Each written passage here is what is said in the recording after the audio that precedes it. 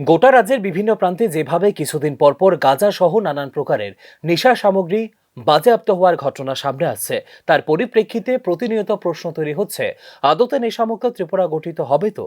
অন্তত যাত্রাপুর থানা এলাকার প্রত্যন্ত কলাছড়া এলাকায় পুলিশ যেভাবে 36 কেজি শুকনো গাঁজা সহ এক জনজাতি ব্যক্তিকে আটক করতে সক্ষম হয়েছে, তার পরিপ্রেক্ষিতে উপরে উল্লেখিত প্রশ্ন ওঠার পাশাপাশি বলা যেতে পারে ত্রিপুরার প্রত্যন্ত থেকে প্রত্যন্ত এলাকাগুলো সহ অলিতে গলিতে সর্বত্র অবৈধ নেশা বাণিজ্যের রমরমা চলছে।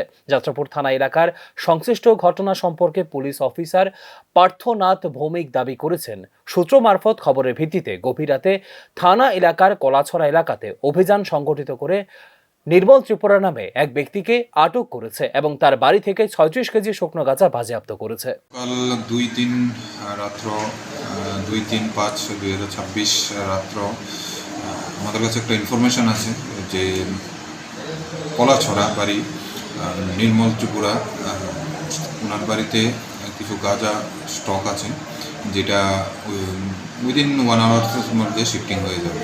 অ্যাকর্ডিংলি আমি এবং আমার অফিসার প্রসেনজিৎ দেবনাথ এবং অন্যান্য যারা স্টাফ আরও অন্য অফিসার নিয়ে ওই বাড়িতে আমরা রেড করি গভীর রাত্রে, এবং এর ওই যে নির্মল ত্রিপুরা এর ঘর থেকে আমরা 36 কেজি ড্রাই গাঞ্জা পাই এবং যা ফর্মাল। পুলিশের তরফ থেকে দাবি সামনে এসেছে, সংশ্লিষ্ট ঘটনার পরিপ্রেক্ষিতে উপযুক্ত ধারায় মামলা গ্রহণ সাপেক্ষে ঘটনার তদন্ত কাজ এগিয়ে যাবে। Bureau report, news now.